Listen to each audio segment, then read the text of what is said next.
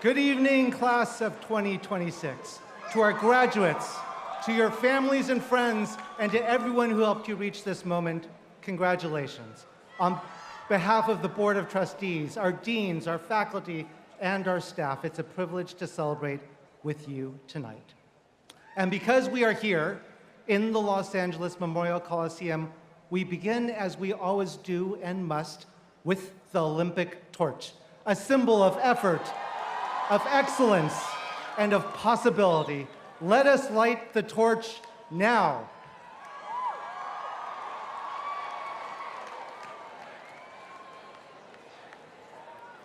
Did it go on?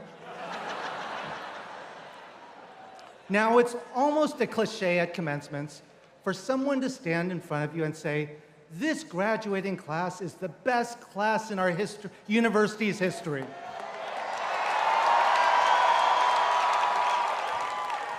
But sometimes it's true, right? In all seriousness, I do feel a very special connection to the class of 2026. Not just because I've gotten to know so many of you, but because we're always going to share something in common. For most of you, this is your very first USC commencement. And as president, this is my very first commencement with you as well.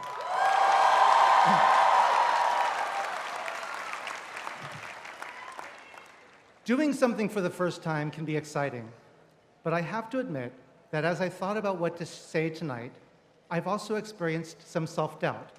What could I tell you that you don't already know? What could I say that you might actually remember? Was I ready for this moment? And what if no one cheered?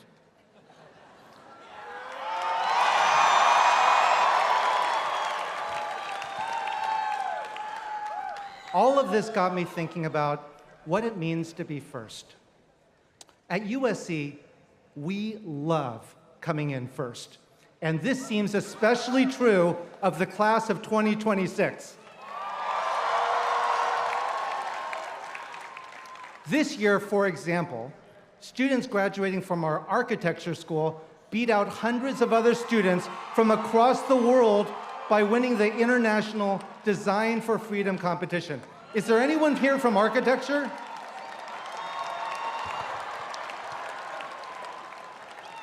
Also this year, our rocket propulsion lab, already known for going higher into space than any other amateur group, became the first student group to launch a payload into space. Anyone from RPL here? Meanwhile, students from Marshall competed against top universities around the world to take first place in the global case competition. Is there anyone here from Marshall?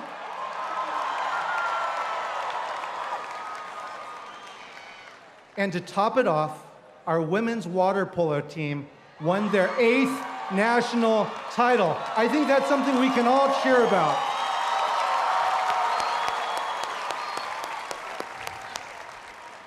And the winning doesn't even stop after graduation. This year alone, Trojans won the Super Bowl.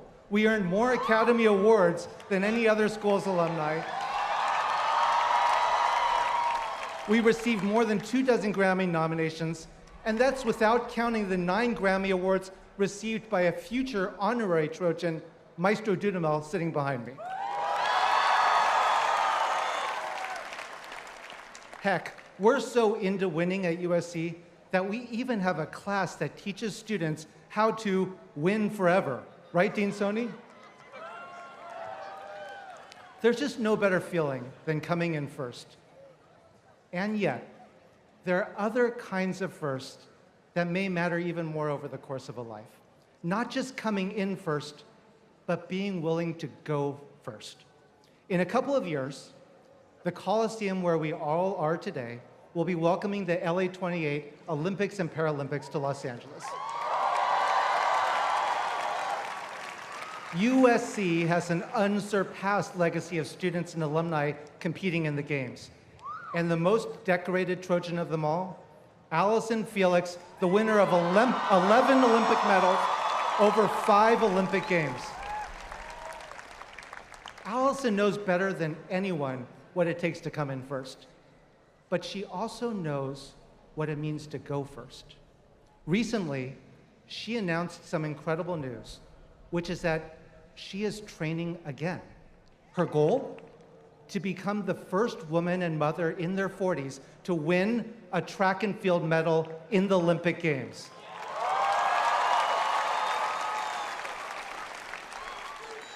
Think about that. Here is someone who has already secured her place among Olympic legends, who has nothing left to prove.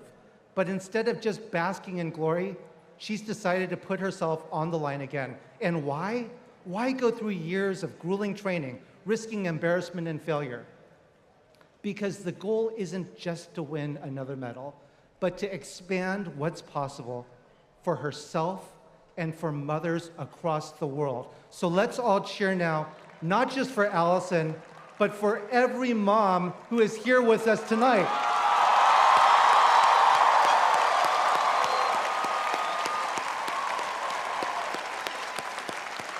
Happy belated Mother's Day, and students, please stop telling your parents that anyone in their 40s is old.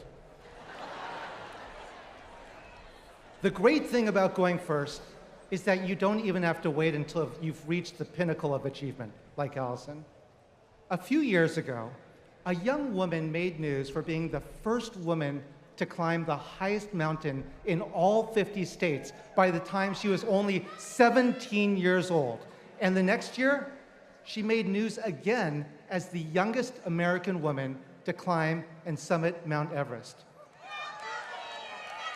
What I love about this story is that it's not just pulled from a newspaper. It's the story of someone in the Coliseum tonight. Lucy Westlake, a graduating member of the class of 2026.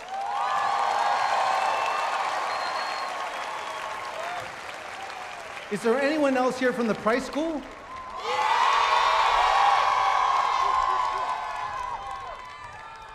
Now, going first doesn't just happen by itself.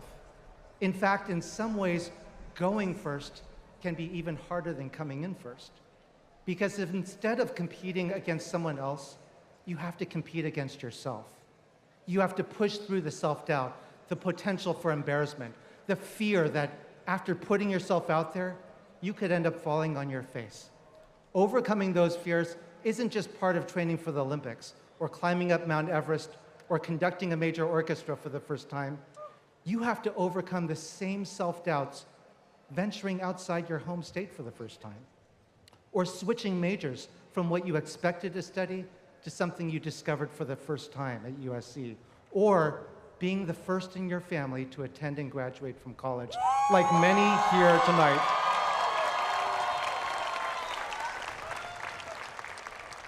Whether you ultimately end up at the top of a mountain or on the floor of the 9-0, your willingness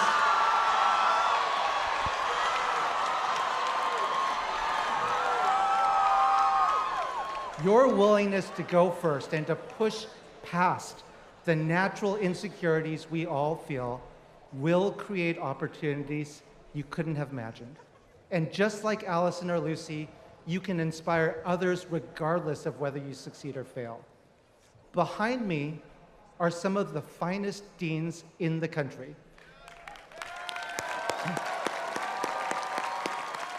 You know this already because you spent the last 4 years in their schools, but none of them started where they are now. They're here today because at some point, each of them decided to step forward for the first time, believing they could be a great dean before actually knowing it. They took that first step forward because while failure is always a possibility, it's an absolute certainty if you never try. I'd like to ask everyone in the Coliseum tonight who isn't a student, including everyone behind me on the stage, how many of you have ever put yourselves on the line for a job, a promotion, or any opportunity, even though you had never done it before and weren't sure if you would succeed or fail? Please raise your hands or cell phones high and wave so all the students can see you. And yes, as a new university president, I'll also raise my hand and say, this may be my first commencement address, but I've got this.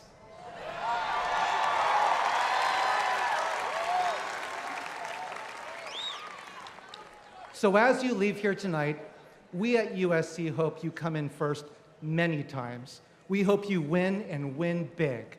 But there's something we wish for you even more than all that. Not just that you come in first, but that you're willing to go first by believing in yourself and in the support of the Trojan family, by carving your own path through uncertainty and doubt, and by winning on your own terms, not those of someone else. And along the way, you can shape a life that is full of achievement, full of adventure, and that's uniquely yours. Congratulations, class of 2026, and fight on.